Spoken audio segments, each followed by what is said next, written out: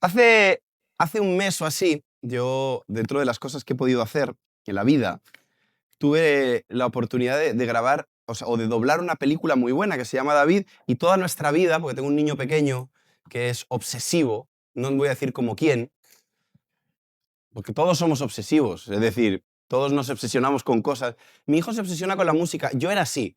Lo que pasa es que la época en la que yo me obsesionaba con la música era mucho más desagradable, porque ahora repetimos las canciones sin esfuerzo. En la época mía repetir las canciones significaba rebobinar el cassette.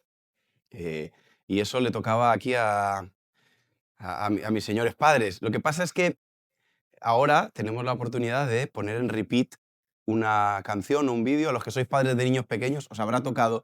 Y nuestra vida está completamente colonizada por el rey David. Todo es Follow the Light, Shalom, y son las canciones de la película. Ahora, en la película, que tuvimos la oportunidad de ir a verla hace unas semanas, me encantó por muchas cosas. Yo no la había visto, yo solo había visto mis partes, las que yo grababa. Entonces, para mí verla completa fue muy chulo, muy bonito. Pero una de las cosas que me gustó es cómo la película identificó los enemigos de David. David tuvo unos enemigos antes de ser rey. Y yo, sin haber visto la película, me habían dado un cartel, no sé cómo le llaman, un flyer, un afiche grande que anunciaba la película. Entonces, a Mateo le enseñábamos los personajes. Entonces decíamos, este es David. Entonces él veía al niño con la onda y decía, David. Y luego había un señor con una barba larga, blanca. Entonces decíamos, él es el profeta Samuel. Y entonces ellos con Patrick, el hijo de Raquel y Manolo, decían, profeta Samuel. Y había un bicho muy feo, un tipo con unos cuernos y un aspecto bastante desagradable. Faltaba una camisitita del Barça para terminar de ser ya... Y nosotros decíamos que él era Goliat. Antes de ver la película, decíamos, ta y Goliat. Y resulta que ese no era Goliat. Cuando vimos la película, Goliat era una especie de travesti, es en serio esto, era un tipo con los labios gordos, como estos que se ponen los morros que creen que son naturales y les quedan horrendos así. Perdón si alguien los tiene, no miréis a nadie, miradme a mí. Pero hay algunos arreglos que quedan bien y otros arreglos que no quedan tan bien. El Goliat en la peli era un bicho gigante, rubio, muy, muy grande, con los morros así como si se hubiese puesto ácido, ¿cómo se llama? Ese ácido Manu, hialurónico. Que no sabía si te iba a matar de un golpe, de un beso. Era muy desagradable. Y la verdad es que pienso que está muy bien puesto porque a mí me da más miedo un Goliat travesti que un Goliat matón. Pero resulta, y a donde voy es, que esa figura con pinta con cuernos y con la cara tapada era una malecita. Una malecita que es un pueblo que está en la Biblia. Y lo que más me llamó la atención de este pueblo es cómo ellos atacaron a David y a su familia. ¿Y por qué es interesante entender esto? Porque si ponemos ejemplos de los enemigos que tenemos como cristianos, hay algunos enemigos que son muy obvios. Todos tenemos un Goliat en la vida. Todos tenemos áreas de nuestra vida fácilmente identificables que podemos ver, que conocemos y que sabemos que somos inferiores cuando nos enfrentamos a ellas. ¿Estáis conmigo aquí? Algunos es el área sexual, otros es el área económica, otros es el carácter. Todos tenemos un Goliat muy evidente, que sabemos que el día que nos ponemos delante de ese enemigo, si el Señor no nos defiende, no tenemos cómo ganar. Y eso está bien. Es un enemigo claro. El segundo enemigo eran los filisteos. Los filisteos no eran solamente los enemigos de David, sino que fue el lugar en el que David terminó viviendo, en Filistea. Si habéis leído la Biblia, no hace falta que veáis la peli, está en la Biblia. David hubo un momento de su vida en el que se dejó de vivir en Israel y se fue a vivir entre los filisteos. Eso es otro enemigo que tenemos nosotros. Ahora, la intención de David. Ah, mira, aquí está. ¿Veis? Aquí está Saúl, arriba a la izquierda. Este es David, Jonatán, profeta Samuel, eso es una oveja. Estos son los hermanos de... ¿Y veis este de los cuernos de ahí arriba? No es Goliat, es una malecita. Hombre, el de los cuernos, no sé si lo veis, ¿no? Arriba de María. María no, perdón. La madre de David, madre mía. De la Virgen María, ¿no? David se fue a vivir a Filistea con un buen propósito. El propósito de David en Filistea era atacar a los enemigos de Israel desde dentro. Era un plan noble. No me parece que era un mal plan, ¿sí o no? Voy a vivir en medio de mis enemigos para destruirlos en favor de Israel. Lo que le sucedió a David con los filisteos es que se fue a vivir un lugar en el que nunca debió vivir, un lugar en el que él no estaba protegido. Y es en medio de ese plan, que probablemente no era el plan de Dios para su vida, es que aparecen los amalecitas. Y este es el enemigo más interesante y es en el que yo me quiero centrar, porque le llamaban el enemigo silencioso. Los amalecitas nunca entraban al golpe. Los amalecitas nunca montaban las guerras como las vemos en las películas, 11 contra 11 en el fútbol y en las guerras eran un montón. ¿Habéis visto estos vídeos de inteligencia artificial que ponen 1 millón de monos contra 1 millón de hombres? ¿Lo habéis visto? Que el otro día, como se pelearon los del Madrid, pusieron 1 millón de Valverdes contra 1 millón de Tchouaméni, a ver quién se mataba antes. Esa no era la guerra de los amalecitas. El plan de los amalecitas era esconderse y esperar a que sus víctimas estuvieran aisladas. Y el peligro de estos enemigos es que no los veías venir. Y mientras David estaba en un lugar donde no tenía que vivir, dejó a su familia y a su pueblo desprotegidos. Y ese ejemplo me encantó. Porque nosotros sí tenemos claro cuáles son nuestros enemigos evidentes, pero no estamos tan claros de nuestros enemigos a la sombra. Y la clave principal de los amalecitas era aislar a sus víctimas para que no tuvieran cómo defenderse. Y es muy interesante porque la mayoría de las batallas que nosotros perdemos no es una batalla abierta. Casi siempre es una batalla aislada. ¿Pero quién está aislado? Nosotros estamos aislados. Hay muchas maneras de aislarse en la vida. Tú te puedes aislar porque has tenido un problema en casa. Tú tienes un conflicto en tu matrimonio, en tu trabajo, en algo que te descompensa y tú te aíslas. Y lejos de estar, tú piensas que estás como arreglándote, lo que estás es siendo una víctima para otro enemigo que no estabas viendo hasta ese momento. Y que es mucho más peligroso. ¿Qué te puede aislar también? Nos aísla la música.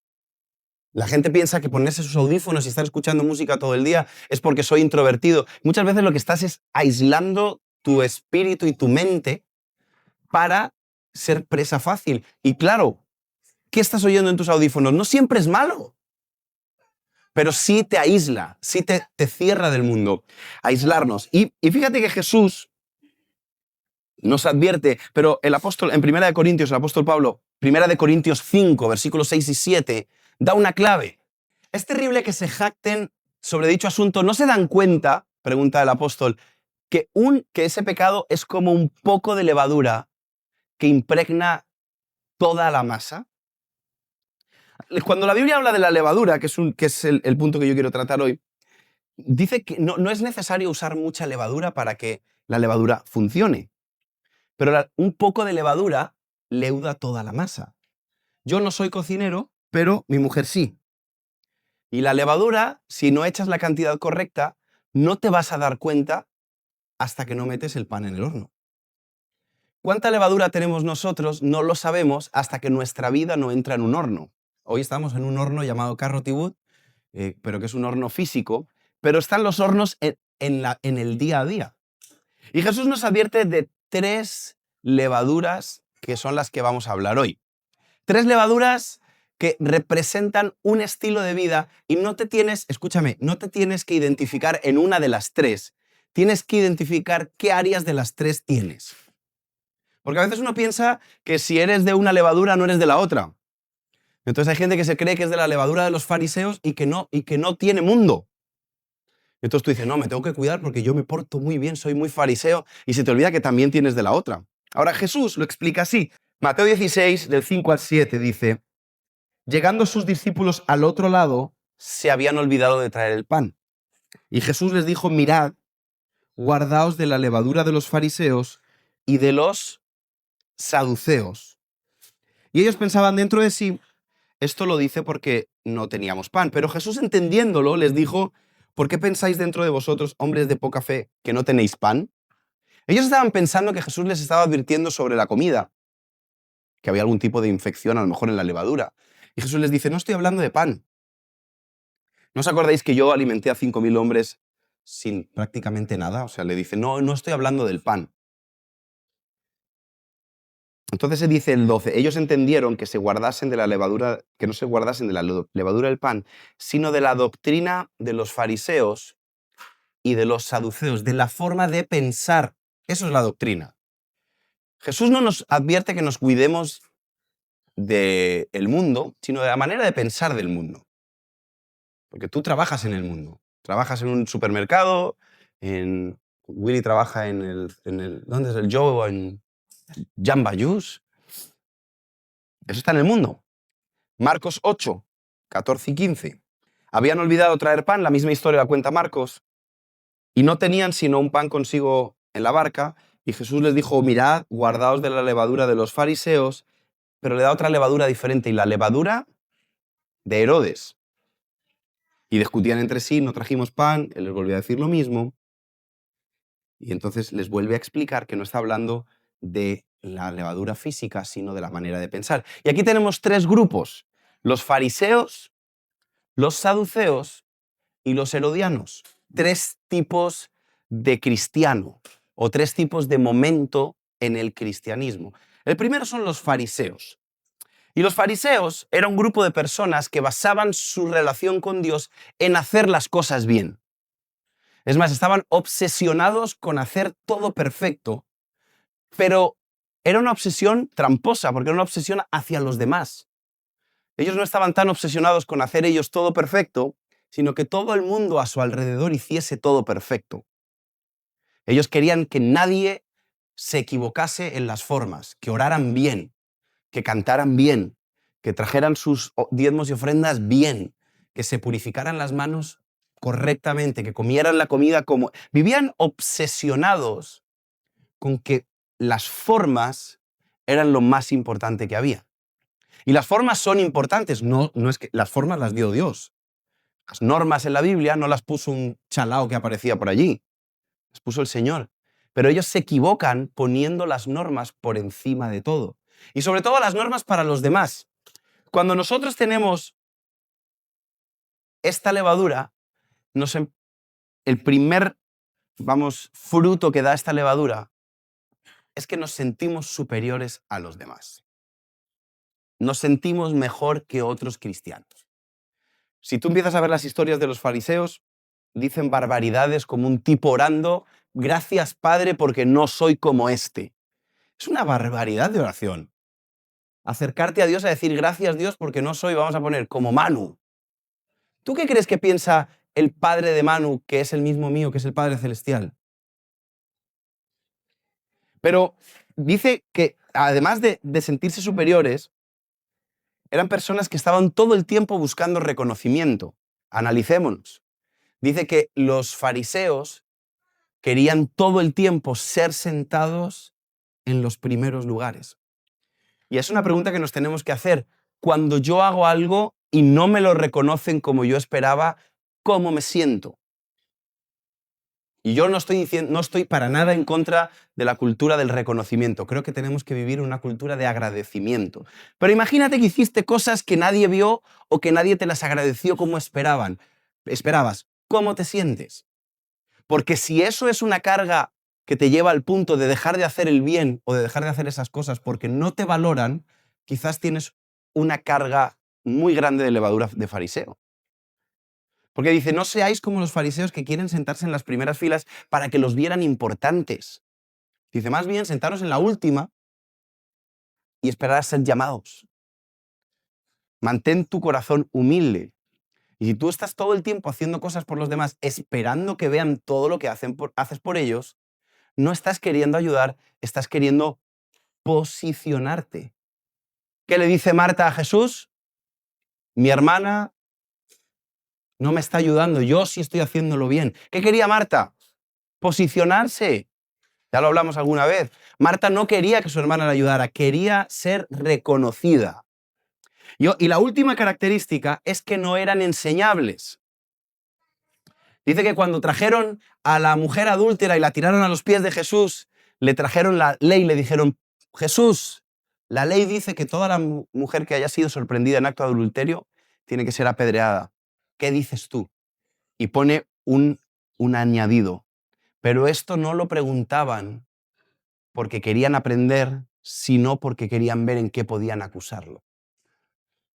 Con lo cual, si tú eres una persona que no quieres aprender, sino que estás aquí sentado, aquí o cada domingo, delante de tu pastor, que en este caso es David y Sandy, o delante de cualquiera que te esté predicando, para ver si tú tienes razón o no, eres un fariseo.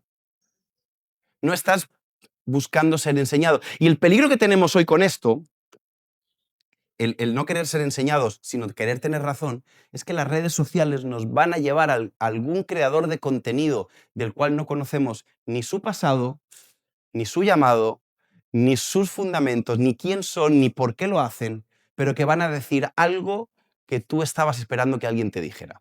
Y entonces inmediatamente vas a considerar a esa persona como una autoridad en tu vida, no porque lo consideras una autoridad, sino porque da la razón a lo que tú piensas. ¿Me estoy explicando? Y por eso los creadores de contenido que rebajan ciertos temas que nos molestan están creciendo tanto en las redes. Porque encontramos personas que nos hacen más fácil algo que nosotros queríamos. Y mi pastor no. Entonces dejo de ser alguien enseñable y simplemente busco asociarme en lugares en los que me digan las cosas con las que yo ya estoy de acuerdo. Y si yo no soy alguien enseñable, dejo de ser un discípulo bueno y empiezo a ser un fariseo. Alguien que está infectado con una levadura que impide la obra del Señor en mi vida. Tú dirás, Quique, ¿no lo impide? Sí, Santiago 4:6. ¿Qué dice Santiago 4:6? Uy, perdón, pensé que estábamos abajo.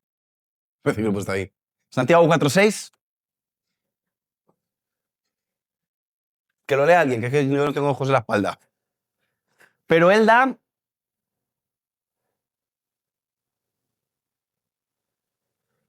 Dios resiste a los...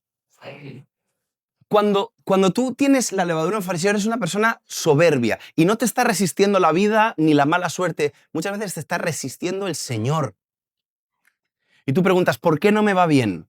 ¿Por qué no levanto la cabeza? Porque el Señor es el que está resistiéndote por tu bien. Por tu bien.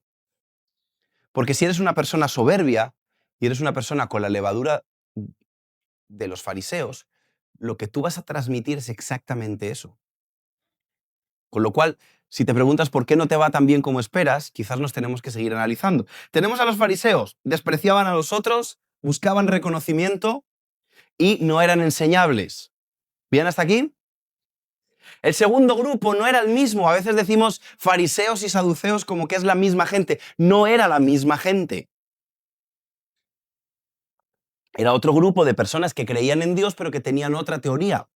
Y esta es realmente diferente a la de los fariseos, porque los saduceos se caracterizaban por vivir una vida espiritual sin el espíritu. Ellos no creían en lo sobrenatural. ¿Y cuál es el peligro de no creer en lo sobrenatural? Que es imposible que tú y yo podamos entender a Dios de manera completa. Nuestro espíritu se conecta con el Señor, pero nuestra mente es incapaz de determinar todos los misterios que Dios tiene. Y a veces queremos vivir una fe solamente racional. Lo tengo que entender todo. Mi mente tiene que entender cada decisión que tomo, cada obediencia, cada paso que doy. Eso eran los saduceos. Negaban lo sobrenatural, negaban la vida espiritual, negaban los demonios, negaban las maldiciones generacionales, negaban la resurrección. Entonces, para los saduceos, seguir la palabra de Dios no era una vida espiritual, era una filosofía de vida. Les gustaba la filosofía de vida de la Biblia, de la Torá, pero no querían que su espíritu fuese moldeado. No creían en los espíritu. Y esto es muy grave porque hay gente que se sienta lamentablemente aquí, que está aquí porque le ha caído bien la gente. ¿Cómo tendrían que ser tus amigos para que te caiga bien esta gente? Estás aquí porque a lo mejor encontraste un lugar que había latinos en un país en el que estás lleno de gente de otros lados y te sentiste un poquito como en casa. Y te gustan los conceptos que se predican, el amor, el perdón, la gracia, te gusta la comunión, hay cosas que te gustan, pero tu espíritu está muerto. Con lo cual hay cosas de la palabra de Dios que es imposible que puedas entender, porque la Biblia dice que cuando Jesús dijo, yo me iré y vendrá sobre vosotros el Espíritu que os llevará a toda la verdad. El Espíritu Santo. Y los saduceos no creían en la resurrección, no creían en nada. Era filosofía. Jesús, para ellos, probablemente era un gran predicador. Era muy bueno. Además, multiplicaba comida. Grande. Jesús, un aplauso para él. Pero no era algo espiritual. No, o sea, digo. Hermana, ya estaba con la pana lista para darle.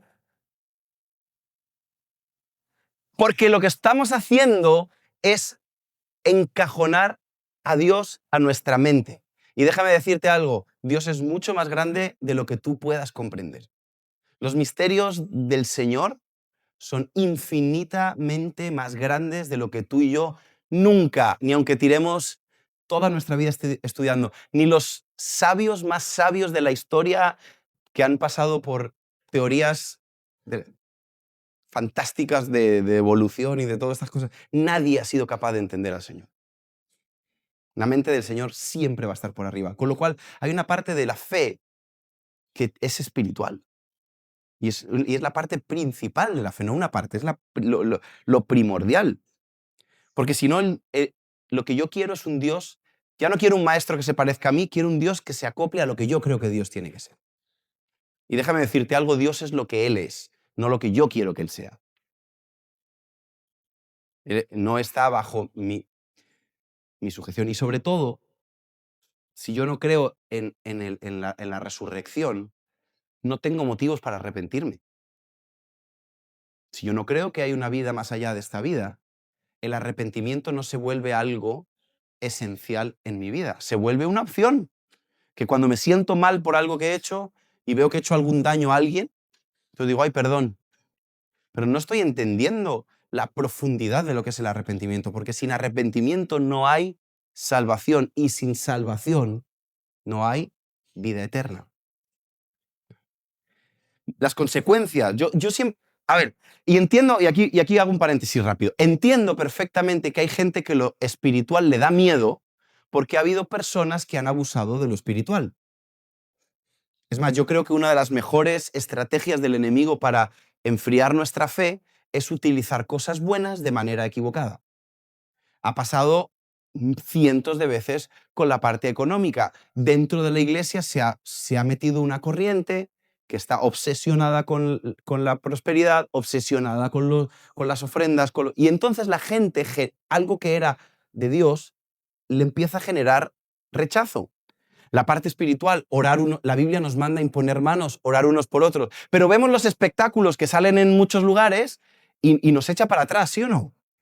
Cuando empiezan a gritar, cuando se vuelve, no sabes si es algo espiritual o es brujería y tú no quieres juzgarlo porque sientes que a lo mejor estás juzgando algo que es espiritual, pero te genera un choque fuerte y entonces te alejas de lo espiritual porque nos causa miedo. Y es que yo entiendo eso.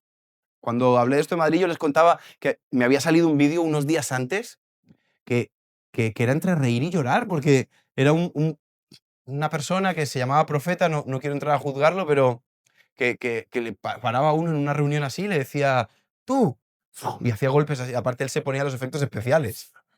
Hacía, tú. Y decía, ¿qué espíritu lo posees? Y el otro le dijo, seducción. Y el profeta oyó desilusión. Desilusión, ¿qué haces con él? Y el otro decía, no, seducción. Y aparte el tipo era feo y entonces decía, ¿y qué haces con él? ¿Le ayudas a ganar mujeres? Y el endemoniado contestaba, no, pero a eso iba. Y ¿tú ves eso? Y claro que te genera un choque personal aparte de la risa.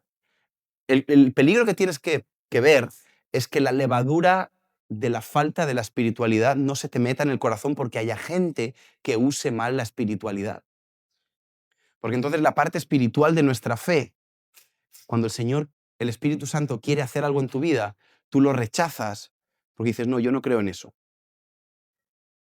Y tienes que aprender a identificar que no todo el que habla en el nombre del Señor está hablando en el nombre del Señor.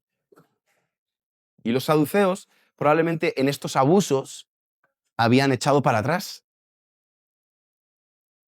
Y el tercer grupo es el de los herodianos. Este es el que sí nos gusta, porque es la levadura del mundo. Es la levadura de la autosatisfacción. ¿Sabes por qué era Herodes conocido? Porque todo era para su satisfacción. Y no pienses solamente en lo que estás pensando. No toda la autosatisfacción es física, no es sexual, de emborracharte, de salir.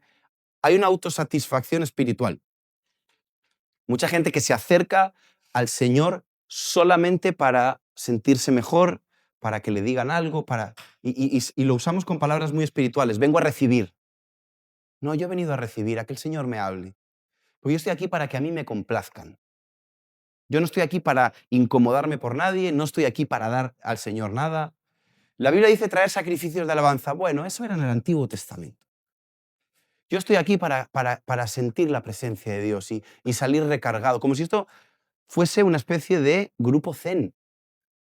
Grabé un videoclip con un amigo en Miami hace un mes y nos tocó ir al amanecer. Teníamos que grabar la salida del sol. Y cuando salimos había 4 chalaos cargándose de energía, medio en bolas, ahí con las manos levantadas. Digo, les pones ropa y los metes en una iglesia y no se diferencian. Un cristiano tiene que vivir lejos de la autosatisfacción. Vivimos como que dice Jesús, amaros unos a otros como yo os he amado. Jesús vino a dar la vida por los demás. Jesús no vino a sentarse a cargarse de buenas vibras. Con lo cual, no solamente la levadura de los herodianos es el mundo, que también, y ahora vamos a hablar de eso, es el vivir para mí todo el tiempo, incluso mi fe. Todo es para que me atiendan, todo es como yo me siento, todo es como a mí me miran, todo es como yo respiro, todo es como yo como, todo es cuando yo me levanto, todo soy yo, yo. Eso era Herodes. Autosatisfacción y misticismo. El que vive con la autosatisfacción arriba suele ser súper místico. Voy a mirar aquí delante a mis padres, a David. Conocemos gente que es súper mística. Todo es súper espiritual. Todo es eso, zen. ¿Cómo estás? Bendecido, gloria a Dios. Porque todo es para ellos. Y si tú vives solamente la vida cristiana para ti, déjame decirte, estás fuera del plan de Dios. Con esto no quiero decir que Dios está en tu contra, pero si nosotros recibimos el Espíritu de Dios, amaremos a los demás como Jesús nos amó a nosotros. Igual que cuando hacemos las bodas. ¿Qué se dice en las bodas? Maridos, amad a vuestras mujeres como... Y hace un círculo perfecto. Dice, mujeres, sujetaos a vuestros maridos y maridos, amarlas como Cristo amó a la iglesia. Cristo dio su vida por la iglesia. Cuando el marido da su vida por su mujer y la mujer se sujeta al marido, es lo que llamamos el anillo este perfecto que nunca acaba. Alguno lee el texto de mujeres sujetadas a sus maridos y ya le entra el dictador que lleva dentro. Hugo Chávez se le sale de dentro. Y ya llega a casa, compatriotas. No dice eso. Dice, y maridos, amar a vuestras mujeres. No es autosatisfacción, no te compraste una sierva, ¿vale? No te compraste una sierva por un anillo y una luna de miel. No es eso lo que dice la Biblia.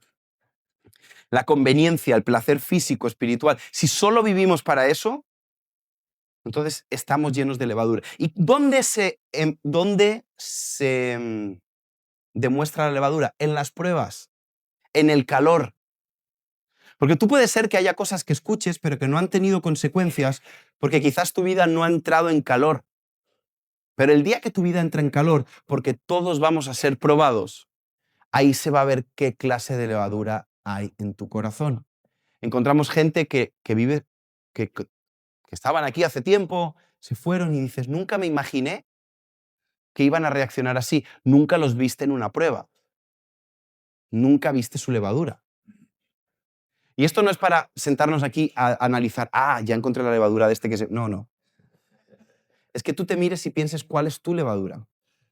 ¿Cuáles son tus enemigos silenciosos? Porque hay algunos de estos enemigos que han venido por tus malas decisiones, otros por la cultura en la que te has criado y otros por la familia que te ha tocado. Seguro tienes alguna levadura, porque alguna de estas tres te ha colado algo. Bien sea por la familia que te tocó, porque aunque los saduceos no lo crean, las herencias de maldición existen y van de generación en generación. Pero también las bendiciones existen. Dice que las maldiciones van de 4 generaciones, pero las bendiciones van hasta 1000 generaciones. Nuestra cultura nos influye. Lamentablemente, cuando alguien hace algo, nunca has dicho, es que vamos a decir, este es español, vamos a dejarlo aquí para que nadie se me ofenda. Porque tú ya sabes que nosotros los españoles, por nuestra cultura y por el país del que vivimos, hay cosas de las que sangramos. Y, por ejemplo, el español tiene algo que es muy desagradable, que es muy mal educado, disfrazado de sinceridad. Yo es que soy muy sincero, pues a ver si eres menos. Tienes que quitarle un puntito de sinceridad. Pero alguno es tramposo y dice, no, es que en latino somos así, somos vivos. No, amigo, si eres tramposo no eres vivo, eres muerto. Todo lo contrario, estás vivo al pecado y al infierno, perdóname que te diga. El que está vivo al Señor no es vivo para hacer trampa. Y alguno viene aquí y piensa, es que estos ingleses son medio tontitos, esto nos aprovechamos nosotros, nos metemos por el lado, le sacamos de aquí, de aquí, de aquí. Y luego te preguntas por qué Dios te resiste. Te resiste porque Dios resiste al soberbio. Lo que sí que tienen en común las tres ramas es la soberbia, el orgullo, no ser enseñables, no mover. Si vivo para mí, yo vivo para mí, no quiero que nadie me lo quite. Si yo quiero entenderlo todo, no me sirven las experiencias espirituales. Y si yo soy un fariseo, no quiero salvarme por nada más que por mis acciones. Eso es orgullo en todas sus ramas. Y el orgullo, te lo voy a resumir, principalmente es ponerme yo en el lugar de Dios. Y ponernos en el lugar de Dios es más fácil de lo que pensamos. Ponernos en el lugar de Dios a veces es tan sencillo como esto. Primera de Samuel 13:8. Mira qué fácil es, mira qué fácil es ponernos en el lugar de Dios. Te voy a dar 2 ejemplos de 2 reyes para acabar con la vida de David. Y dice, Saúl, ¿en qué momento se puso Saúl en el lugar de Dios? Dice que Saúl, hablando con Samuel, le dijo, y esperó él 7 días, Saúl. Saúl iba a la guerra, te voy a poner en contexto. Saúl tenía una guerra y Dios le había dado unas instrucciones. Le ha dicho, espera 7 días a que venga a ti el sacerdote Samuel, ofrezcáis sacrificio al Señor y entonces vas a ir a la guerra. ¿Está clara la instrucción? 7 días, aparece Samuel, ofrece sacrificio a Jehová y vais a la guerra. Esperó Saúl 7 días conforme al plazo que le había dicho Samuel. Pero durante el 7º día, el día que había dicho Samuel que iba a venir, no llegaba a la hora que Saúl esperaba. Y viendo Saúl que Samuel no venía y el pueblo desertaba, versículo 8, entonces Saúl dijo, traedme el holocausto y ofrendas de paz, y él ofreció holocausto. Él se nombró sacerdote. Él consideró que el plan de Dios le había dado no estaba en los tiempos correctos y dijo, yo voy a resolver esto porque Samuel se ha equivocado. Y él decidió cambiar el orden de las cosas. Es así de sencillo ponernos en el lugar de Dios. No es sentarme en un trono y que la gente me adore. Es saber qué pasos tengo que dar y decidir que hay que dar otros pasos porque yo sé más de lo que me están diciendo. Y la Biblia me dice una cosa, pero es que no están viendo lo que yo estoy viendo. Si la Biblia se escribiese hoy diría otra cosa, porque yo sí sé. Saúl dijo, no, se me está yendo la gente. Entonces, versículo 10. Y cuando él acababa de ofrecer el holocausto, Samuel vino y Saúl salió a recibirlo. ¿Dónde soy? ¿Dónde estoy? Aquí. Y Saúl salió a recibirlo para saludarle. ¿Tú sabes cuando has metido la pata y te pillan y sales tú al encuentro para que no te encuentre? Yo ahora que he escrito un libro para niños, una de las historias que cuento es que a mí no me dejaban ver la tele porque tenía que estudiar y se iban y yo encendía la tele. Porque soy el único niño que ha desobedecido, está claro. Pero las teles antiguas eran de estas gordas que se calentaban por detrás. Pillarme era súper sencillo. Poner la mano detrás. Entonces tú cuando sabías que habías hecho algo malo, tú salías primero para ¡hola! Y le dabas algo a tus padres. Era como... Saúl sabía que había hecho mal las cosas y sale a encontrarse con Samuel. Pero hay algo que es imposible de ocultar, el olor de un asado. Saúl ofreció un holocausto al Señor. No hay nada que huela más que carne asada. Imposible de ocultar. No había manera en la que Saúl pudiese engañar a Sara. Pero cuando nosotros hacemos esas cosas, el olor que desprendemos es imposible de ocultar. Entonces, en el 11, Samuel dijo, ¿qué has hecho? Y Saúl le dio una excusa muy buena. Porque vi que el pueblo se me desertaba y que tú no venías dentro del plazo señalado y que los filisteos estaban reunidos en Micmas, me dije, vendrán los filisteos contra mí y yo no he implorado el favor de Jehová. Me esforcé pues y ofrecí holocausto espiritual el tipo. ¿Cómo voy a ir a la guerra sin ofrecer holocausto a Jehová? Eso no es lo que estaba pasando. Saúl estaba intentando desviar el foco del problema. Claro que había que implorar a Jehová, claro que había que consultar a Jehová, pero es que a él se le dijo que él no era el que ofrecía el sacrificio. Cuando yo me pongo en el lugar de Dios, estoy diciendo que yo me salvo. Cuando yo soy un fariseo y considero que mis obras me salvan, estoy diciendo, no, el sacrificio lo pongo yo. O cuando soy un saduceo y quiero entenderlo todo, Dios es lo que yo entienda de Dios. Y lo que no, eso son fumadas de los cristianos. Entonces estoy diciendo, no, Dios, tú eres lo que yo diga que eres. Y luego está el mundano que dice, no, Dios está aquí para mí, para mi placer, para yo comer el asado, me lo como cuando yo quiera porque yo no quiero esperar. Saúl no quería esperar a los tiempos de Dios, yo quiero la victoria ya, porque es para mí todo. ¿Y entonces qué le contesta Samuel? Ah, muy bien, has consultado a Jehová, menos mal que lo has hecho tú por mí. ¿Qué le dice Samuel? Locamente has hecho. Cada vez que nos ponemos en el lugar de Dios, locamente hemos hecho. No guardas el mandamiento y ahí le da pues, su consecuencia. Pero curiosamente, si seguimos un poquito más para adelante, vino otro rey después de este señor que se llamaba David. En segunda de Samuel vamos a ir. 24:10. Y después de toda la vida que tuvo David, que fue muy divertida, muy interesante y muy predicada, que hemos oído predicar. David tiene prédicas para un año. David, no tú, que también. Del rey David. Al final de todas esas historias, dice el versículo 10, que David censó al pueblo y le pesó en su corazón. Y dijo, yo he pecado gravemente al haber hecho esto, mas ahora Jehová te pido que quites el pecado de tu siervo, porque yo he hecho muy neciamente. Y cuando yo pensaba en esto, yo digo, ¿qué tendría de malo censar al pueblo para ir a la guerra? Es que no tiene nada de malo. Es más, la Biblia dice, no vayas a la guerra sin ver cuánto... No te construyas una casa si no puedes ver si la puedes terminar. No. O sea, si vas a emprender un proyecto, lo que dice la Biblia es, mídete. Esto lo dice la Biblia, ¿eh? ¿Por qué David peca gravemente? Es más, hay una consecuencia y muere gente y Dios se ofende con ellos. ¿Por qué? Y yo entiendo que la razón es porque David iba a ir a la guerra y él estaba calculando qué guerra podía ganar. David estaba viendo en sus fuerzas contra cuántos enemigos podría enfrentarse. Ese era el pecado.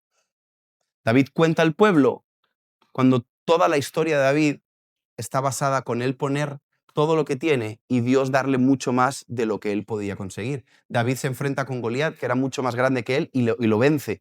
David se enfrenta contra osos y leones, que son más fuertes que él, y los vence. David nunca venció por su mano. David se enfrenta contra los amalecitas y los recupera con 200 guerreros. No, perdón, 400 guerreros. David con 400 guerreros despoja a todos los amalecitas, que eran malos. David nunca ganó por su mano. Y David peca el día que él mide cuánta guerra puede hacer. Y ese es otro pecado grande, porque el día que nosotros vivimos la fe en nuestros cálculos, estamos ofendiendo a Dios. Nos estamos poniendo en el lugar de Dios. Yo puedo ganar las batallas que mi fuerza me permita. Y entonces le fallamos al Señor. Pero no porque le estemos fallando, sino porque no estamos poniendo a Dios en el lugar que le corresponde y me estoy poniendo yo como el centro de la victoria de mi vida. Y eso es orgullo. David dijo, yo soy un gran guerrero, voy a medir cuánta gente tengo para ir a conquistar a aquellos. Pero esto lo hemos hecho todos en algún momento. Al principio de nuestra vida cristiana solemos ser personas que confiamos mucho más en Dios que a medida que va pasando el tiempo. Damos sin medida al Señor cuando estamos recién enamorados, pero a medida que van pasando los años, medimos lo que le damos al Señor y calculamos nuestras guerras. Y si somos objetivos, todas las cosas que hemos conseguido como iglesia, como familias y como individuos no tienen explicación lógica. La explicación lógica es la mano del Señor en nuestra vida. Si nos ponemos a ver, yo cuando hablábamos en Madrid, las cosas que hemos vivido al cabo de los años, cómo se han ido pagando locales, cómo se ha ido haciendo el redil, cómo se ha ido haciendo los viajes a Israel, cómo se ha ido haciendo todos los proyectos que se han hecho, nunca hubo lo suficiente para terminarlos y todos se terminaron. ¿Por qué se terminaron? Porque la mano del Señor estuvo con nosotros. Con lo cual, si tú calculas tu vida cristiana, estás viviendo una vida cristiana llena de levadura de Herodes. Porque estás viviendo en tu comodidad. Yo solo puedo hacer esto porque es lo que tengo. Y entonces, lo sobrenatural está fuera de tu vida. Y es muy peligroso porque está muy bien disfrazado. Te voy a decir una cosa. ¿Estaba bien disfrazado lo de Saúl? ¿Quiero consultar al Señor? Sí. ¿Estaba bien disfrazado lo de David? ¿Tengo que saber cuántos guerreros tengo para ir a la guerra? Sí, pero es que la levadura no se ve. Entonces nosotros tenemos que hacer un ejercicio de honestidad y decir, Señor, ¿qué levaduras tengo yo? ¿Qué cosas he dejado entrar en mi vida? Porque va a llegar un momento en el que el calor va a venir, nunca mejor dicho, y ese pan, la Pascua, era la fiesta de quitar la levadura. La levadura es el pecado. Los panes sin levadura. ¿Por qué es tan importante este ejemplo? Porque un poquito de levadura, hemos leído al principio, te estropea todo.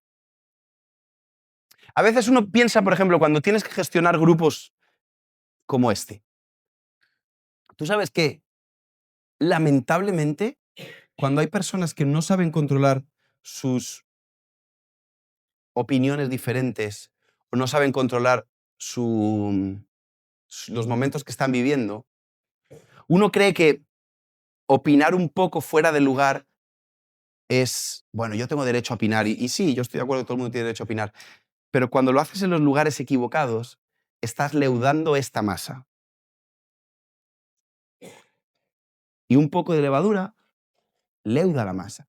¿Con esto quiero decir que tienes que estar de acuerdo con todo? No, que no te puedes quejar, no, pero sí hay formas y lugares. Y no hacerlo dentro de las formas y lugares es ofrecer un sacrificio que Dios no te pidió que hicieras. Entonces, mucha gente no da cuidado a las pequeñas cosas porque son pequeñas.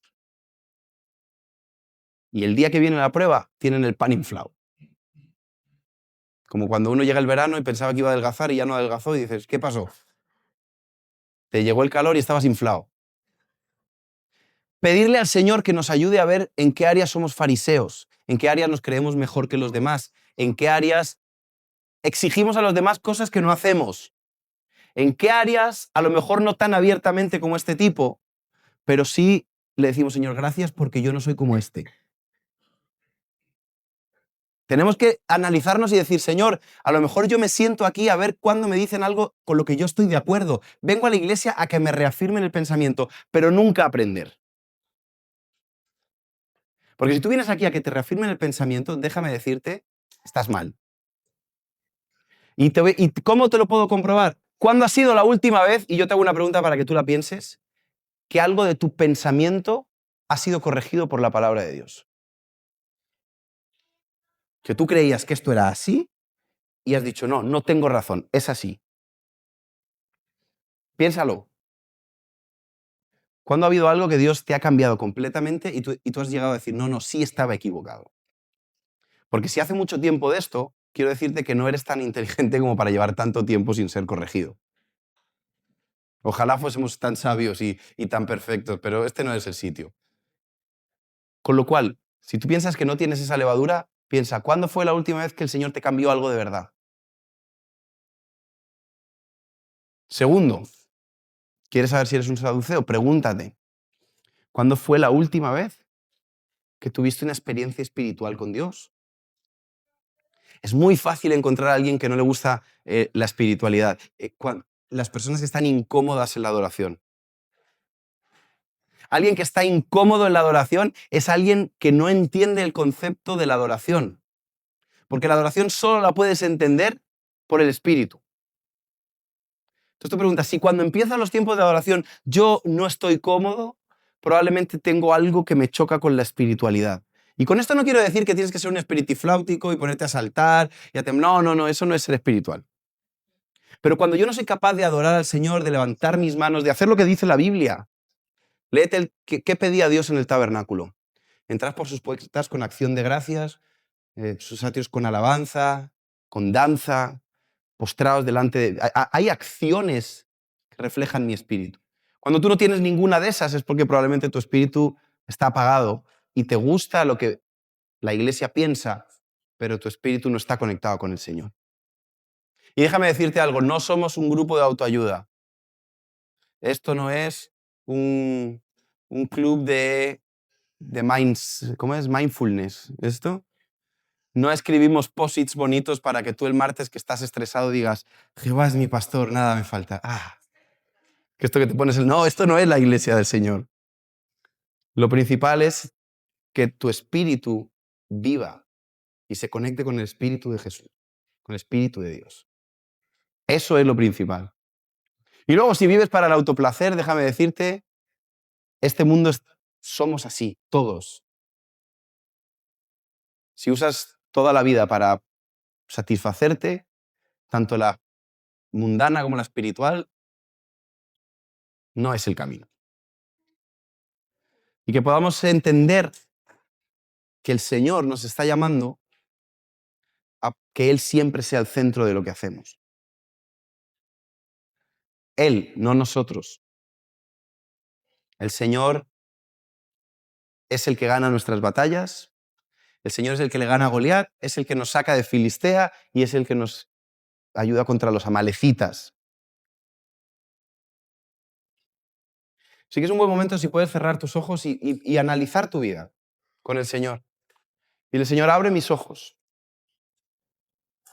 Abre mis ojos a mi realidad. Porque yo no quiero que esta levadura, bien sea por mis decisiones, bien sea por herencia, bien sea por cultura, destruya mi caminar. Que destruya lo que soy y lo que tú quieres construir.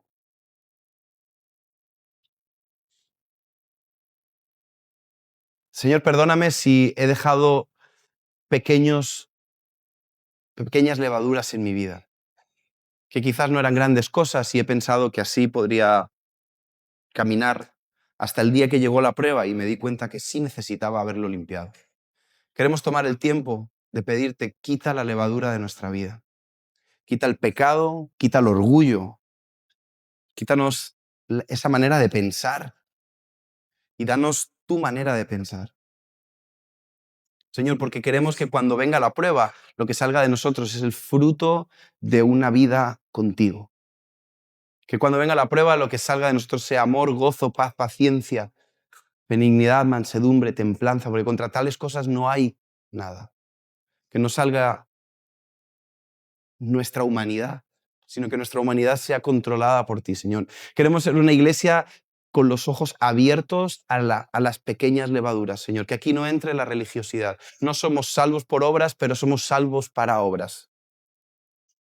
Queremos ser una iglesia que vive en el Espíritu y que no deja que esos abusos entren aquí, pero que vivimos conectados con el Espíritu de Dios, conectados con el mundo espiritual que tú estás poniendo en cada uno de nosotros, vivificándonos, sanándonos, restaurando, también dándonos palabra de ayuda, dándonos manos para servir a los demás.